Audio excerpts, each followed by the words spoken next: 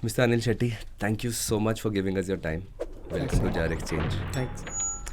So there are so many things about you. You're an entrepreneur, you're an author, you are now associated in politics. How do you define yourself today? A human being who is excited about a lot of things. And have you watched a movie called Forrest Gump? Yeah, so it's somewhat like Forrest Gump. So I just go on and on and on. And I'm not worried about what comes in front of me. And I just keep going. If I have to define myself, you have to, there is a spiritual answer I'll give. If you suddenly wake me up in the middle of the night and say, Anil, who are you? I say, I'm a spiritual being, having human experience for a certain time. And not a human being having spiritual experience. And my time is limited and I'm on it. So we see so many problems around us every day, right? And we crib about it, and some people do something about it. You've been a social activist. So I want you to start by making us understand what exactly is activism. Suppose you find a problem close to your home, correct? And all that you can do is every day you can keep cribbing about it or take action. So here is the thing. So suppose you found a footpath with a broken slab or a drain which is overflowing. You have two options. One, to just ignore it and go. Second, pick up a call to a local authority and inform them that please get this right. So it's your choice to make, right? And there's a third choice, which neither you pick up the call to an authority nor you ignore, just sit and crib about it and blame everybody else for that problem.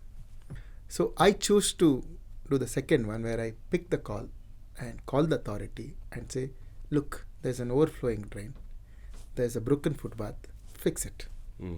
You could ask me this, that you think they'll fix it. What if they don't do it? Now, you can do one more thing. So you alone calling may not suffice, right? So you go tap 10 doors who are affected by that particular problem. Tell auntie, uncle, brother, see that drain is overflowing. It's so dirty, and this can cause us health issues. Yeah, let's call up. Let's all of us call up. Here is a number. So you have taken the action. You also motivate other people to take action. You solve the problem.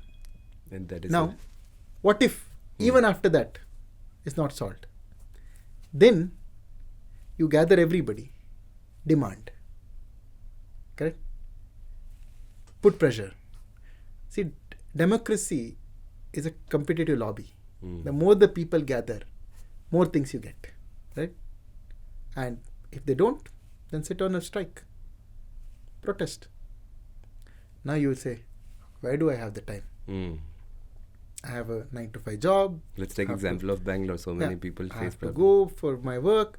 How do I do it? Correct? Today you can tweet. Correct? You can make other people tweet. So you can write to the authority. So, see, the first thing what we need to understand is that government is not our enemy. People are sitting there as representatives. You don't need to be scared of them. That's the next thing I was coming to. I've spoken to so many people. They said, "Kaun panga lega?" It is scary. You to don't them. need to be, because they are your representatives. You just go talk to a local MLA. Sir, there's a problem.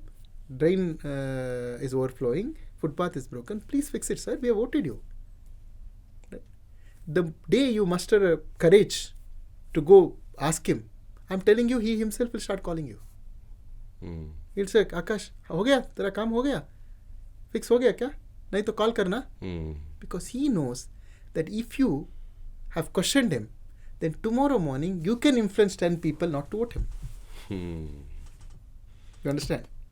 So he will be more proactive. If nobody calls him for any problem, thinking that he कौन पंगा लेगा, he will also be like, ठीक है, चलता रहता है. Is there a price to pay for social activism? Activism. You have. It's a good price to pay. Hmm. That's the social change. I think it's worth it. So if we can take up some costs and see some result, and definitely it gives you so much joy, and I think it's worth an effort. And you might say that, okay, why should I take this risk, and why should I even fight with the local guys, authority, and everything? First of all, they are not the enemies. They are the representatives.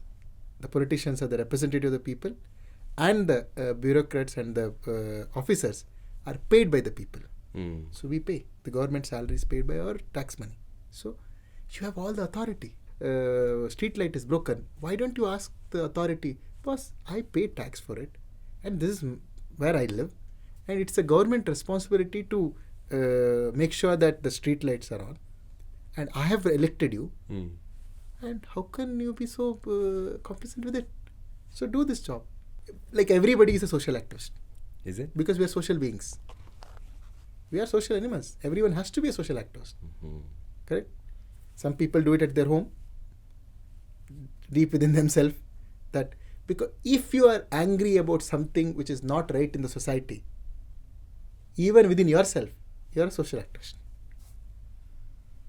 Otherwise, you are indifferent to anything. No? Are you indifferent to things? If you are indifferent to things, then you are not. Then you are not even a social being. Do you think more and more people are taking this route? And of course, I see. I am on Twitter. I'm all the social media. I see kind of rants going on, and historically there are so many of the biggest scams have been averted. Wrong decisions have been reversed. So many of the government decisions have been reversed because of the social activism. Correct? Citizens have risen up.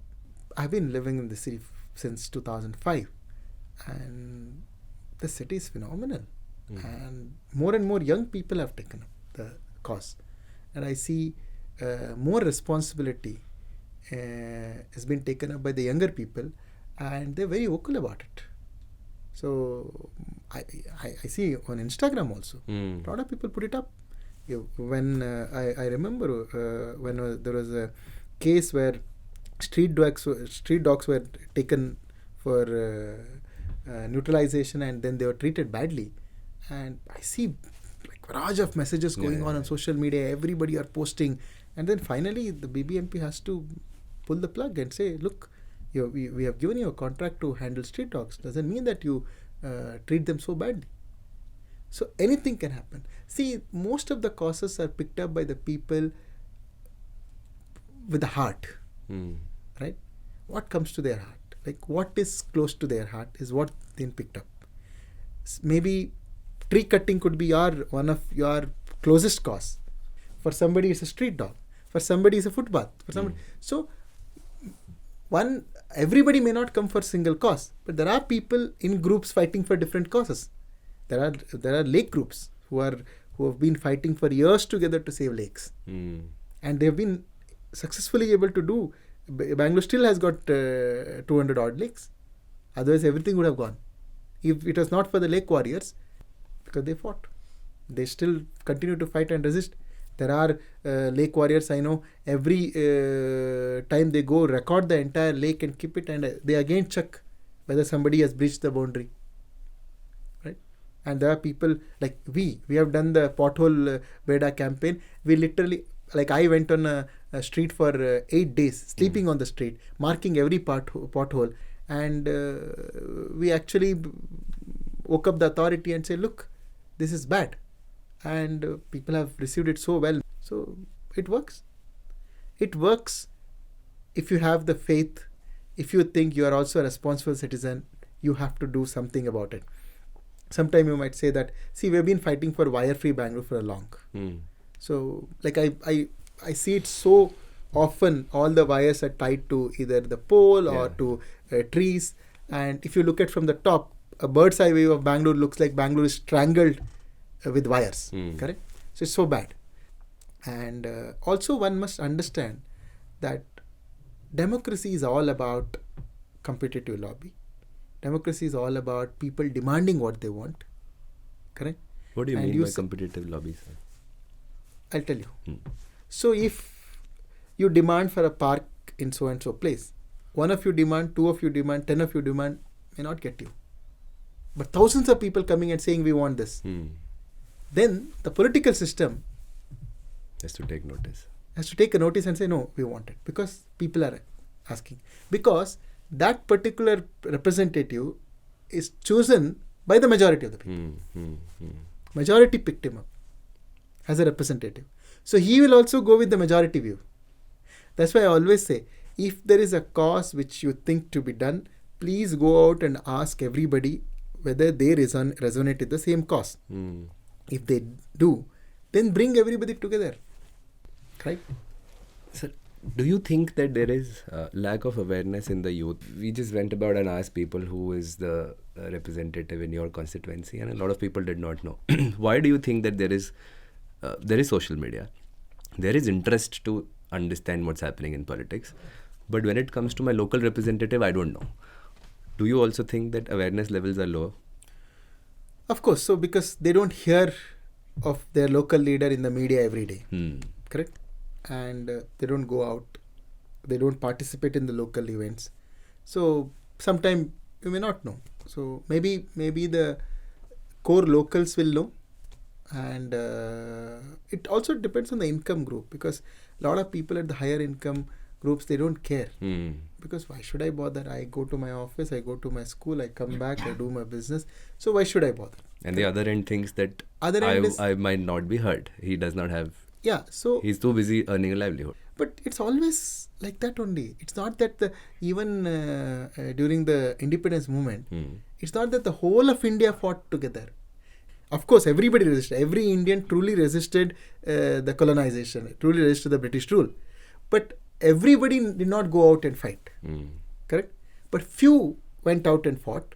And they inspired other people to at least resist the Britishers. Correct? It's not that, even if you see, suppose there is a fight, protest. Yesterday we had a protest.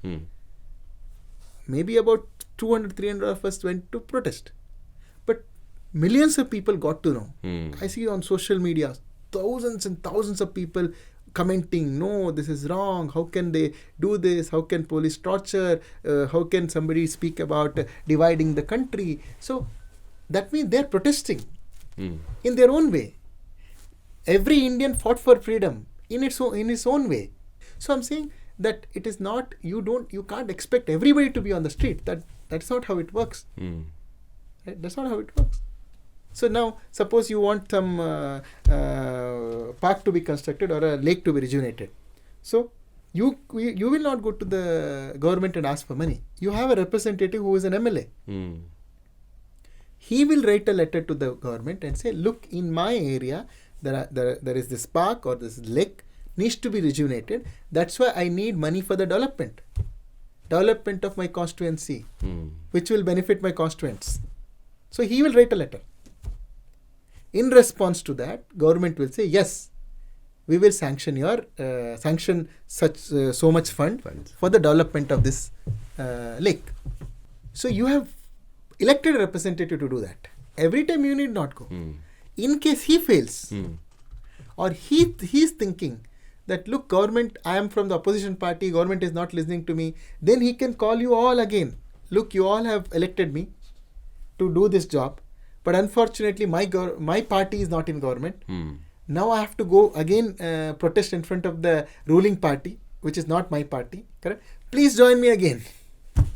He can give a call and he can go protest in front of Vidhan Saudha and say, no, these are my people and they also, they want it. That's why I have come as their representative. Now release the funds.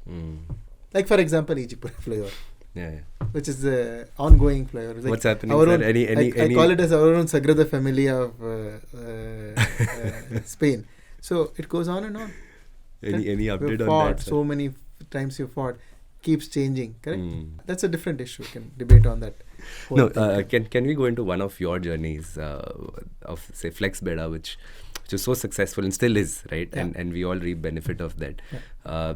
How did it start for you? Did you think that it was such a big problem for you and then you started taking action, and how did the entire story unfold? So, see, I always hated anybody puts their photo on the flex banners. It's a very it's very not of a politician. Correct? There's an organization called BPAC, Bangalore Political Action Committee. There are some B-clip leaders who are trained by the BPAC to be good civic leaders. Okay. They started the Kill Bill campaign. Okay. So, to remove the flex banners.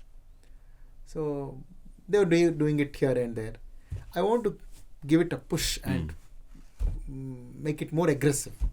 So, I started a campaign called Flex Beda. They were demanding, they were going and doing, but we started in such a way that we started removing flex banners, we started putting black ink on it. So we literally took a little, I won't say little more aggressive way.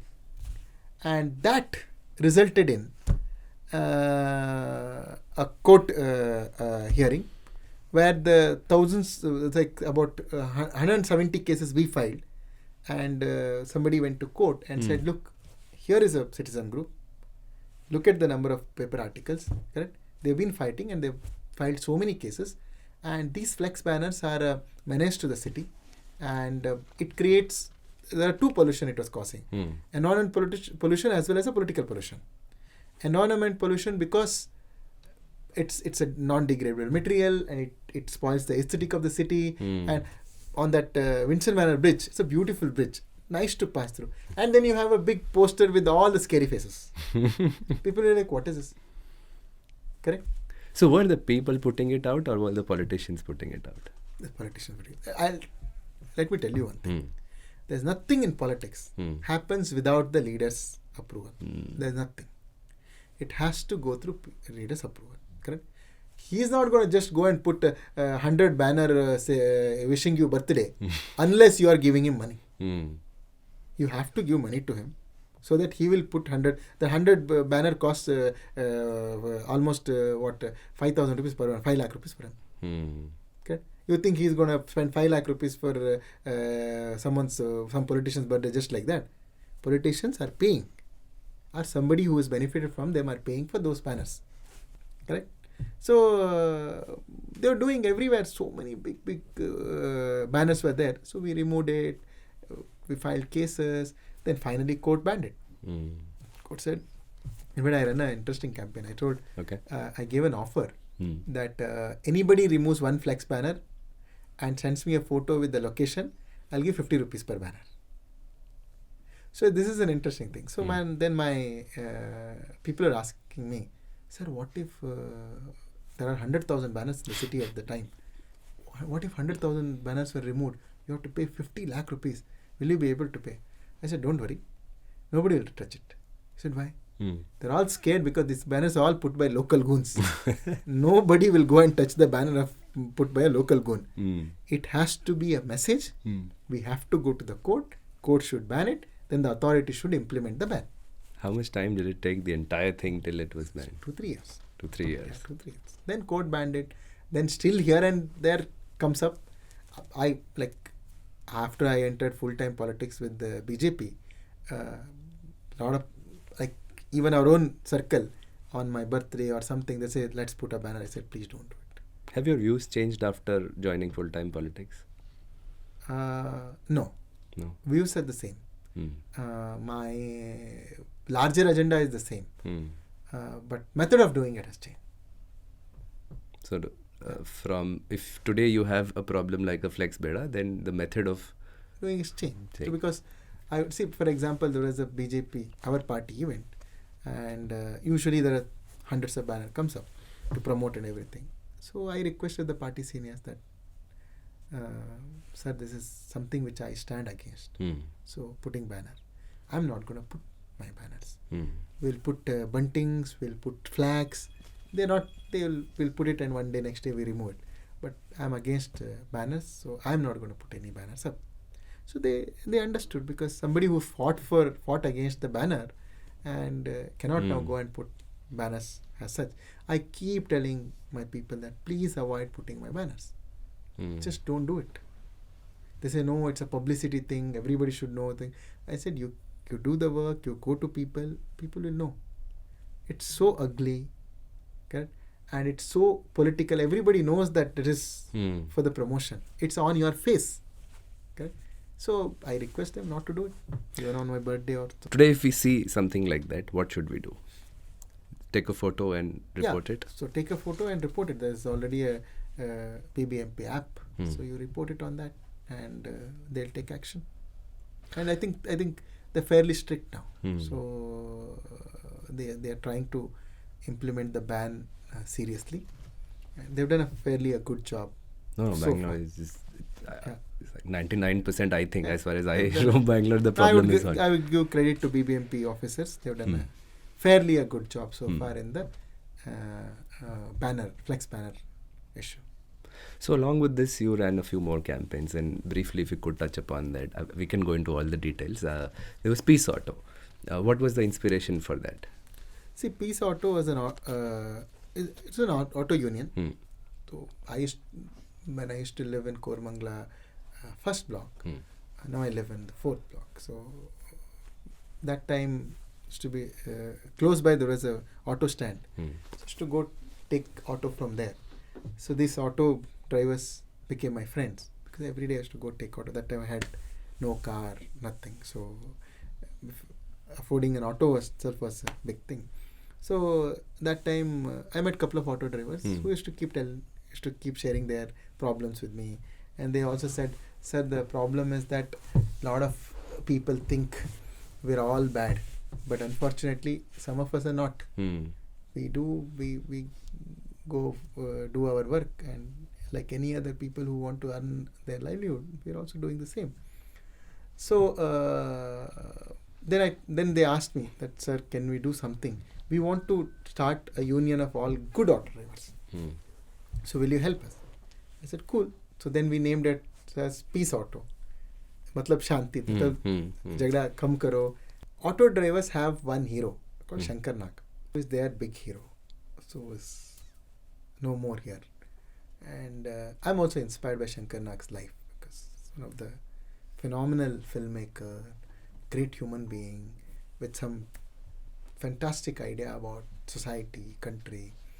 And we made his birthday as the Auto Rickshaw Day to celebrate auto drivers' life. And every year we do it on November 9th. Thousands of auto drivers come, and we give their children scholarship. We give them gold medal for being the good auto drivers. So we help them get easy access to loan. So Peace Auto Rickshaw and Taxi Union also added is one of the largest union now, one of the most organized union in the city now. That's why you see them carrying my photo behind the back of their auto. And a lot of people ask me why. Because they do it out of the love and respect that this man has done something for us. As a mark of respect, we will carry his photo. That sticker printed at our Peace Auto office. They come. We have kept the stickers ready so that you are a part of the union. They come, take a sticker, and they put it behind the back, and they go. So there is no force to put. They can be a part of the union. Need not put the sticker also. They like it, and whenever I travel, and so I see a lot of people just knocking my car window, and say, "Sir, ಹೇಗಿದ್ದೀರಾ sir? So ತುಂಬಾ ದಿನ ಆಯ್ತು ನೋಡಿದೆ, ಖುಷಿ ಆಯ್ತು sir ನಿಮ್ಮನ್ನು ನೋಡಿ." So they express their thing, and I also feel like, it's something nice to do. So it's a very difficult life. I keep telling my friends that we drive 1 hour in Bangalore traffic and look how our mood is, and they are there for 15 plus hours every day. So it's very tough. I understand their plight, because I spend a lot of time with them. So I understand their plight. Was all of this, did you at that time think of entering politics when all these initiatives were taken up by you? See, when I was in school, I always dreamt of being a politician. Oh, is it? Yeah. Okay. I always dreamt of being a leader. So, but that was a different understanding of who's the leader, right?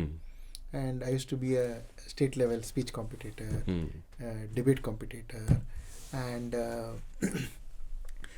of course, I didn't know how, correct? So, life is a full circle. So, it brings you, when you have the strong desire or urge to do something, it brings you back to the same place, correct? So I was little lost in the middle, because of the fact that I belong to a poor family where for us earning the livelihood is most important, correct? So that time it was all about earning my livelihood and improving our family's financial situation so that we can live in comfortable position. So I did my 12th standard, I came to Bangalore, wanted to become an engineer, joined engineering college, but I dropped out of the engineering college. So it's a different story for some other time maybe. So I'm saying that in my last so many years of life's journey, going through difficulties, going through like toughest of the time, so I realized that one thing is that I'm blessed with all of these things. I'm blessed to have a great life today. This country, the society has given me everything I wanted. So I think this is the time for me to do something for that same society, for that nation which gave me everything. So that was the thought behind everything. See, if you see, most of my initiatives are something related to my personal life. For example, I started Save Government School movement. Why? I studied in a Kannada medium government school. I know how important education is. So good education can lift people out of poverty. Correct? And I'm the live example. My family is a live example. So I want every child who is studying in a government college school to have quality education. That's why I started Save Government School movement. So I started Atal Janta clinic, free primary healthcare for urban poor. Why? Because when my father was admitted to hospital, we didn't have 75,000 rupees to pay. We collected 5,000 rupees from everybody and paid his hospital bill. And I remember a day my mother said, until my Mangal Sutra gets over, your father will be in hospital, we'll treat him well and he should live. Even the doctor said there's less hope. So I know these difficulties. That's why I started Atal Janta Clinic. And whoever today comes to my home asking to pay a hospital bill or help in hospital, I will go extra mile to do that because I know it from within how difficult it is. What is that person goes through when his loved one is admitted to hospital and he or she doesn't have a resource to get them out of the hospital or pay for the treatment. It is painful. Correct? Then you see, I've started another initiative called Elderly Seva Project. So we look after about 100 old people like who don't have anybody to look after or who don't have any income. Only the government pension of 1,000 rupees. Otherwise they'd have nothing coming. And the children are also not well to do to take care of them. Some are in a real pathetic condition. They are alone, all alone. So in my BTM-led constituency, we look after about 100 people. Every month we pay them 1,000 rupees. Every month. And why am I doing that? Because I used to take my grandmother to Kidwai Hospital for cancer treatment. I spent a lot of time with my grandmother and I know how vulnerable she was. And I know when you grow old, how dependent you become on others.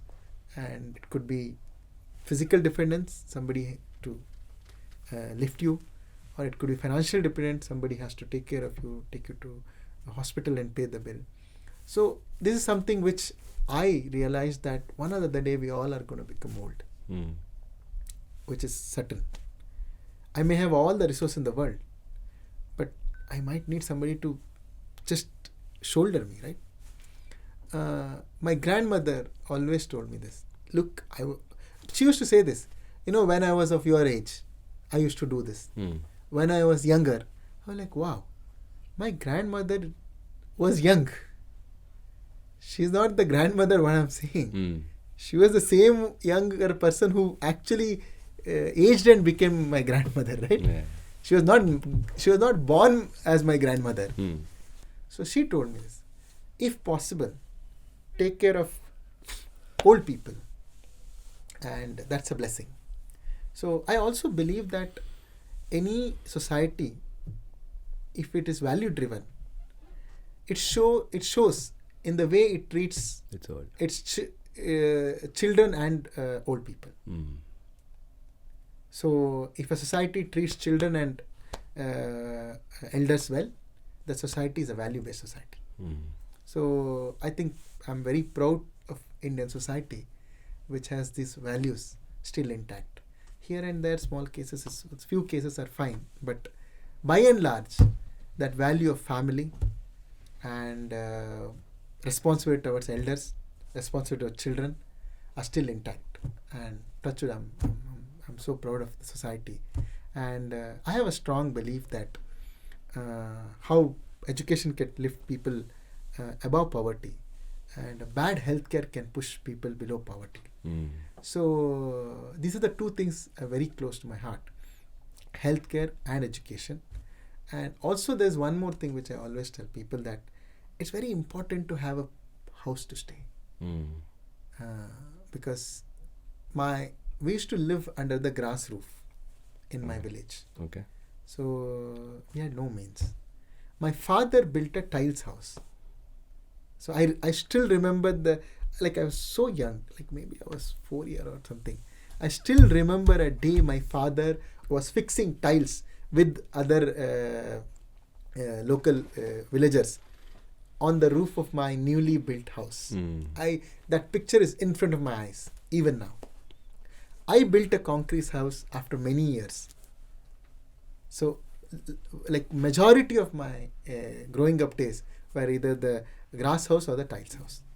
And it used to leak. And it's old house, right? So my mother used to cry and say, "Look, our house leaks." And there was a door which was not even aligned. So we used to push that and sleep in the night. And if you ask father, can we fix this door? He said, "I don't have money to fix this door. Let it be." I don't have money. So my father's one-line answer is that, "I don't have money, don't ask me." So he used to ration toothpaste in the morning to all the 3 kids. I say, "You only take this much, because if you take this much, I can't bring it back." Because when you were kids, you used to love toothpaste and mouthful of toothpaste, and you spit, right? That's all small things you enjoy. So my father said, "No, you'll get only this much." When toothpaste gets over, when my father could not afford to bring it, so we used to roll the mango leaf and brush. So those are the things I have seen. So we used to study on a kerosene lamp. So there was no power at my village. So when I was in 6th standard, one bulb came to my village. That too 1 hour of power. There was no TV. There was no toilet. There was no idea of toilet. We all used to go for the open defecation. Toilet came later. So that is the kind of village I have grown up in. So no toilet, no phone, no power, no access to outside world, nothing. And when you go through such journeys in life, you don't want anybody else to go through such difficulties. And of course, people have gone through much more difficulties than me. Correct? I still think like my life was much better, because at least my father could afford food on the plate. And also we were good at studies. My family had hope that these kids will do something one day. Correct? Even the whole villagers, everybody in the village used to see us as those people, children of Kushal Shetty and Vishalakshi Shetty, my parents. And they say, okay, these kids will do something in life. So because we had some kind of a different upbringing even within the village, and also we were a little more responsible compared to the lot of other people in the village, correct? So they always thought that, okay, these kids will do something and they will get their parents out of poverty, and they'll build a house, they'll go to some good position in the society. That was actually that was a thinking of our village. And I'm happy that at least we lived up to some level. We lived up to that dream. Of course, when I went to my village after many years, when I constructed a building in my school, government school, 1,000+ people came, and I got all my teachers who taught me to honor them. So they're all in tears. So they knew that I will do something in life, but they were actually pleasantly surprised, or they were very happy to see me grow till here. Correct? Like those people whom I have grown up with, who taught me in school, who are my family friends there and my villagers, I think they are the people who are my destiny. Correct? Nothing could change that. So from there to now entering politics, I just wanted to touch upon youth and politics, right? Why should a youth be in politics today? Do you think that it is the right place for a lot of young people in India today to join politics, and why is there a bad name?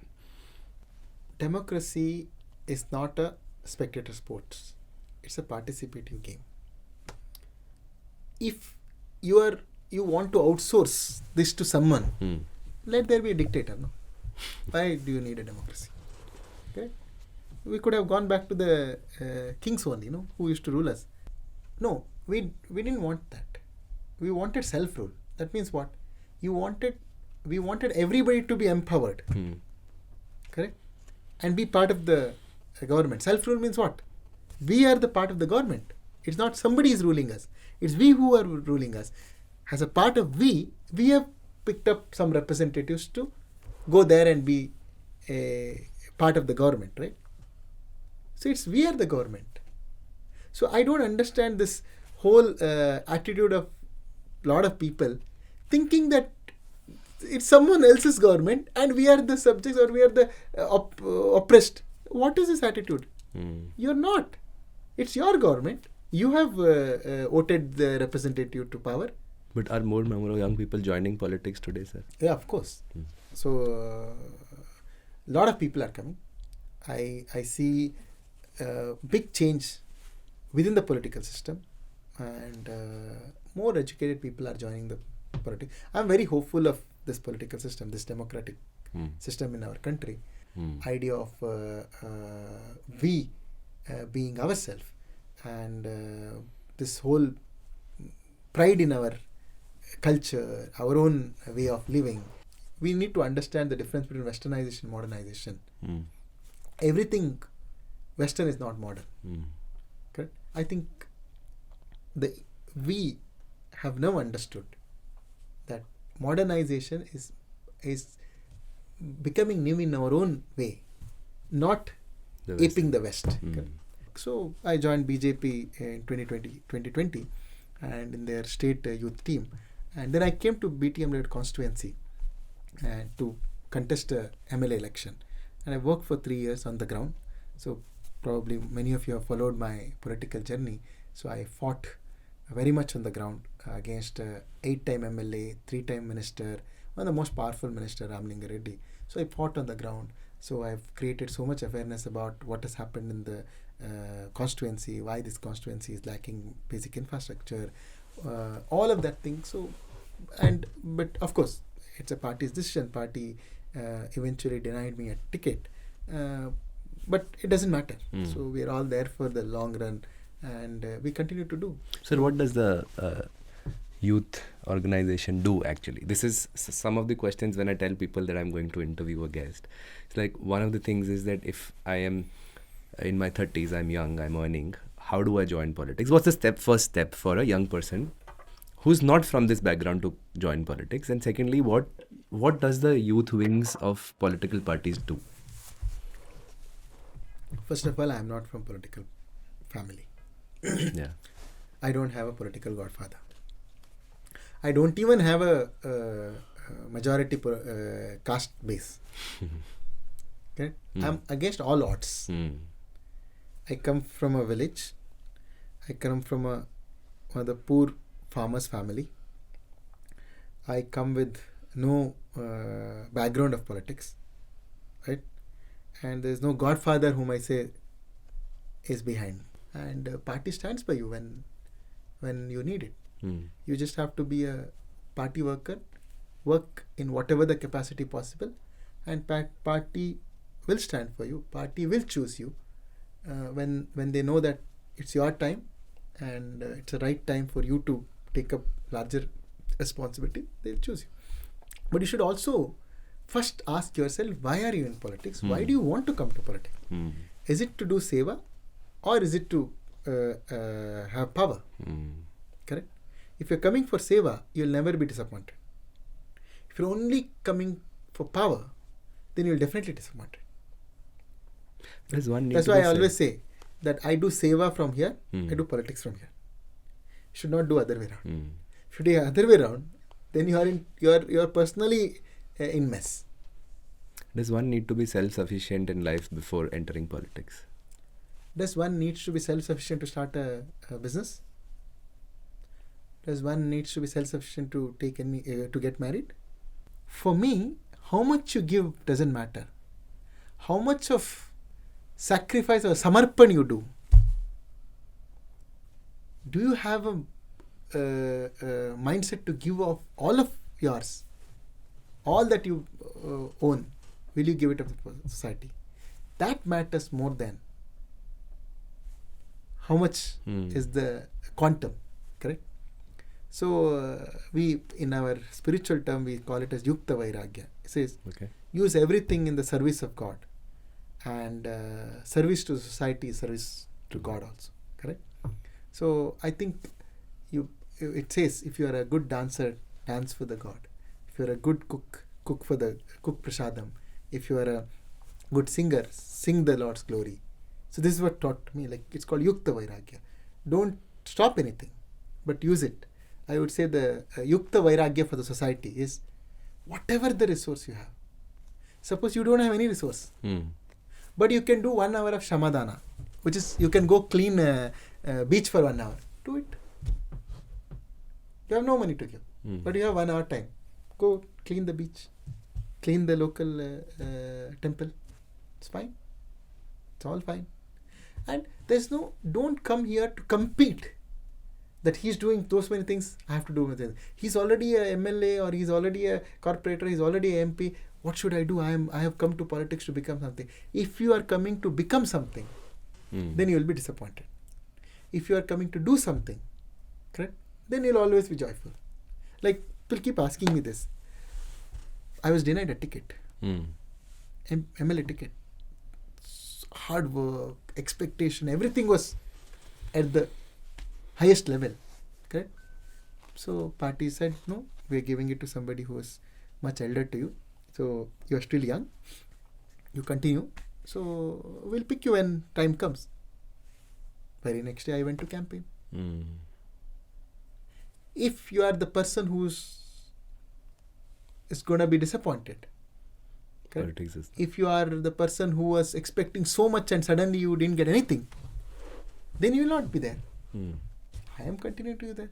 Election happened almost we're close to a year now. My primary intention is to serve people, not to acquire power.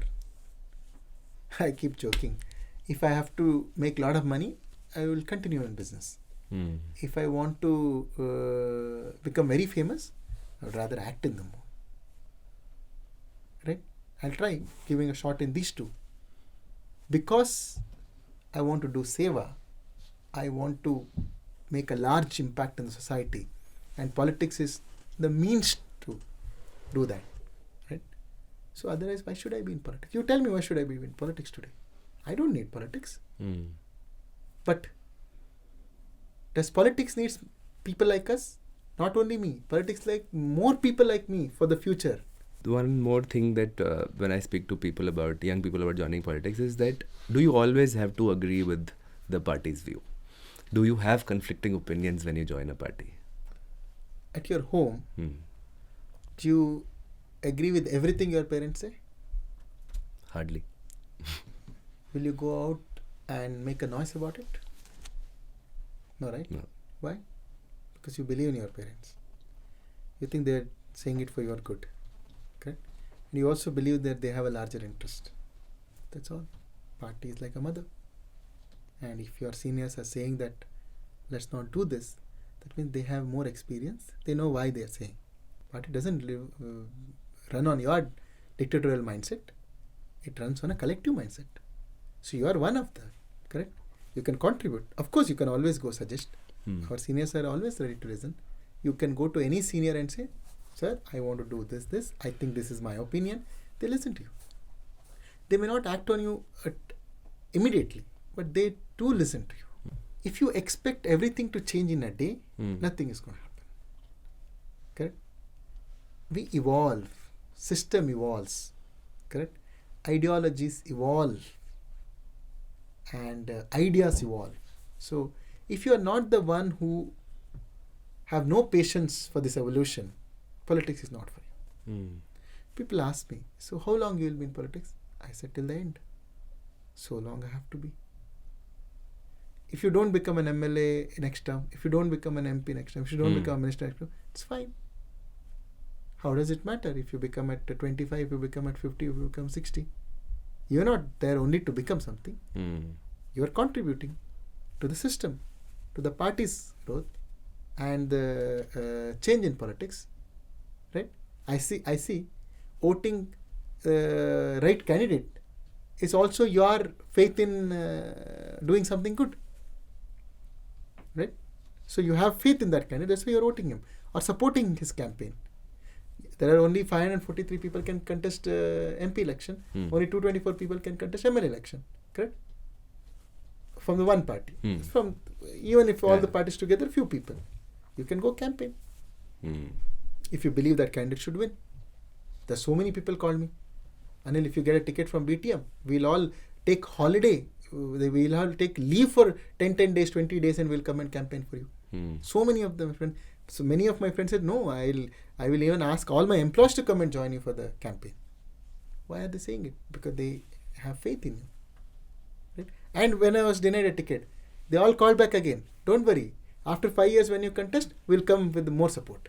If you have faith in yourself and if you have the intent to do something which is larger than you, then you will work. It's like, oh, if I am contesting, then only I'll campaign. If I am getting something, then only I'll campaign. No, that's not how political system works. That's not why you should be in politics. The day you accept that things are bigger than you and you will humble yourself and say, it's fine. I always tell people that if some problem needs to be fixed, whether I do it or you do it, if you can do it better than me, I should be happy that my intent was to get problem fixed. If he has done it, and he has done it in a better way, let it be a clap. Right? If you are thinking, no, it should have been done only with my hand, that means your intent is not to bring change in that, or your intent is not to get that work done. Your intent is yourself, that you want to be the highlight of that work to be done. No, that is not how you should think and come to politics. And those mindset will definitely disappoint you. So mindset is simple. I have come here. I know it's a long journey. I know whatever the little I contribute to the system will contribute to nation building, and I'll be here. If I can't do anything, I'm so busy in office. Weekend I'll go and campaign for some good candidate. Or I'll go to his office and help him put some good plan together. Or I will attend any of his good social initiatives. Enough. Everybody need not be an MLA, MP or a minister or a thing. Everybody cannot be, right? Yeah. So it's fine. Okay, last question. You are also an entrepreneur. You've seen I'm assuming you've also earned money. What has been, and coming from where you come from, what is the value of money in your life? Money plays a very important role. Money is not everything, but money is something. It's very important to achieve financial freedom. To an extent, whatever the extent which you will be self-sufficient with. And I have seen days with no money. Most difficult times. I still remember to build one house.